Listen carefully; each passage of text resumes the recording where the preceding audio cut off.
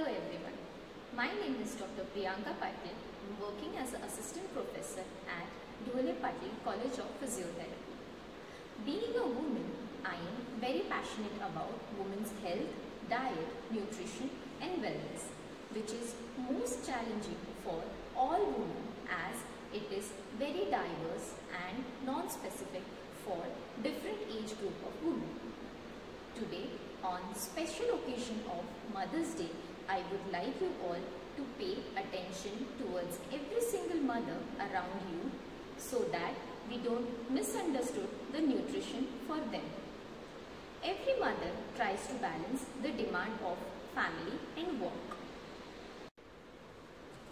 and also is coping up with the social pressure in order to eat and look in a certain way. It is difficult for a mother to have a healthy diet because of her challenging role. So, the right kind of food is very important to choose because it maintains a healthy weight. It is important for your body to boost up your energy when we are born. It is also seen that when a male child and a female child requirements are same when they are born. But as we cross the puberty, it changes. When a female grows up, it faces a physical and hormonal change. And therefore, once they become a mother, the requirement starts to differ. Mothers tend to have anemia, weakened bones, osteoporosis. So therefore, their nutritional requirements start to evolve for iron, calcium, magnesium, vitamin C, vitamin D and folic acid. As mothers, many of us try to neglect the requirements because we all try to prioritize your family and work first. The dietary needs and requirements has to be as per your own preferences. Like requirements has to be filled up for the energy purpose. As a smoother phase of pregnancy and lactation, or if you are facing a menopausal period. So, all mothers need to have a balanced diet in order to avoid such sufferings. Eating adequately in a proper quantity is what a balanced diet is all about. 40 to 50% in a balanced diet is all about the carbohydrates, and 15 to 20% is your proteins. The rich source for your carbohydrates are jaggery, honey, ragi, jowar, bajra. For proteins, animal products like chicken, which is boiled one, or egg white, fish is also a very good source. In vegetarians, soya, rajma, pulses, legumes are very rich sources for your proteins. Coming to fats, 20 to 25% of the diet should be your fats, and those should be a good fat. But apart from these, micronutrients are also play an important role, in which iron comes from your green leafy vegetables, dry fruits, and calcium is important and for the contraction of muscle. For relaxation of muscle, magnesium is very important. Calcium can be taken from the milk and the milk products or any green leafy vegetable. Vitamin C plays an important role for the absorption of iron in the intestine, and vitamin D is important for the absorption of calcium by your intestine. Therefore, vitamin C and vitamin D both are very important.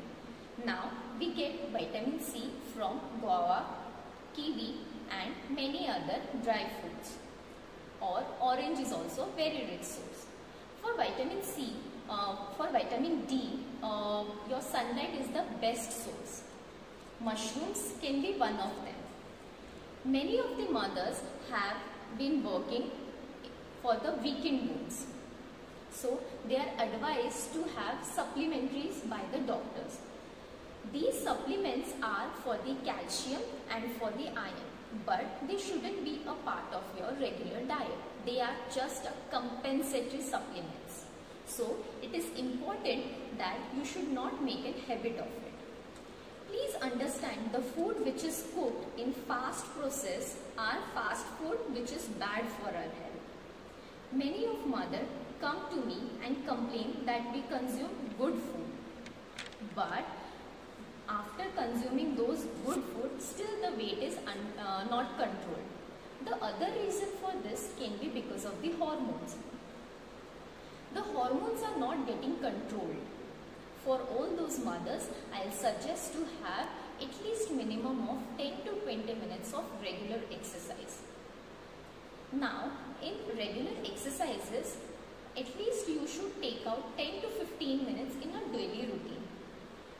Now, again, I'll share few basic exercises that you can be doing at your home workout session, and these are without any equipment. So, the best thing about these are you don't have to have any new technology equipment.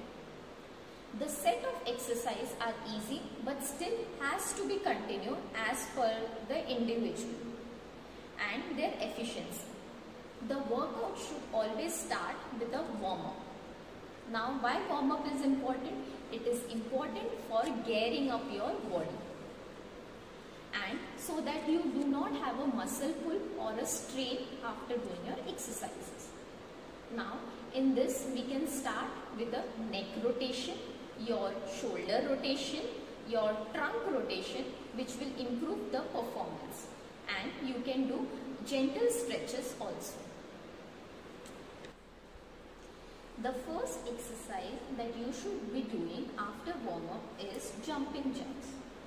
Do it at a moderate speed. For the first time, you may feel that it is very energy boosting exercise, but just do it smoothly. It is very good for your cardiovascular exercise. Next is your mountain climber. This exercise, you can do it on the floor. It strengthens your abdominals, and just do it for 45 seconds. For the first attempt, you may find it difficult, but gradually it will be easy for you to do it. After doing these two exercises, you can take in between a break of 15 to 20 seconds, like a breathers.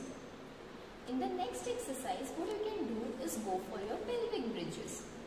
Pelvic bridges, basically it strengthens the butts and also strengthens your abdomen muscle. Don't do it for others. The exercise should be done for yourself and for your body. So just do it smoothly. In the next exercise, what you can do is just go for squats. It is a very good exercise for lower limb strengthening. Just try doing it on the first attempt, just 10 to 12 repetitions, and gradually you can increase them. Next, what you can do is just doing the plank raises, in which raising one hand and one leg simultaneously. This exercise can also strengthen your abdominal muscle. The next exercise is very important for all the mothers, that is your chest press. Because maximum of the time mothers go for a rounded shoulder. So chest press will increase the strength in their upper back muscle. So it is very important. The next or the last thing which is very important after doing all these exercises is a cool down session. So in the cool down session, what you can do is just loosening up your body. In this, just rotating your neck, your head, your shoulders, your pelvis, legs, ankle. You can just make a rotatory function of it. So this is just a simple version of your full body movement for basic stretching and strengthening. Please do progress accordingly. Once you are master in this basic exercise, please do continue the advanced exercise of this and stay fit. Now you already know about the nutrition and the exercises, but it is after this it is also important to know the correct posture of working. Many of the females or mothers come to me complaining with the back pain while working in the kitchen hours. So there is an ideal pattern of working. There is few ideal patterns which you need to follow while working is the ergonomics. So this is called the work ergonomics. So now I'll explain about the work ergonomics, what it is all about. Also I'll tell you the faulty postures that we generally do in the kitchen or doing the household chores. Usually while working in the household routine, mothers complain of more of neck pain and upper back pain. Also sometimes they complain of knee pain. So what happens generally, if we follow few of the ergonomic advices or if we do the few modification, we can avoid this kind of pain. So the first thing that you need to consider is the stove height or the stove which is kept or very near or very far. So the stove should be at the reach out level. It shouldn't be very far from your waist or very close to you. So just check the utensil that you want to use. It should be at the appropriate height, and it should be the utensils that you need very occasionally. Just keep it at the shoulder reach out levels. Now after this, what is important is about lifting the utensils. Make sure whenever you are lifting the utensils, don't go for twists or turns. What you can do is just lift the utensil, move 2 to 3 steps sideways or backside and keep it instead of turning it or rotating it. Because of repetitive turning and rotations, you may complain of more of back pains.